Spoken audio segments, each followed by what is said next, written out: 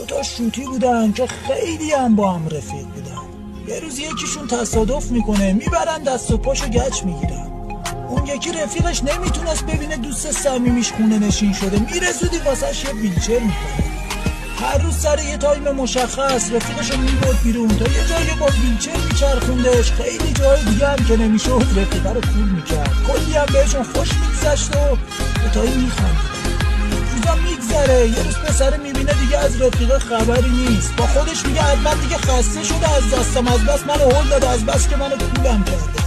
هر چقدرم که گوشیشو میگرفت میدید گوشیشم خاموش کرده میمونه. خلاصه پسر ته دلش حسابی از دست رفیقه شاکی میشه. بعد از چند وقت تایم گچ پسر تموم میشه و گچو باز میکنه. پسر بلا فاصله میره تا از رفیقه خبر بگیره، میره تا ببینه چرا یه عقه‌ای بستن.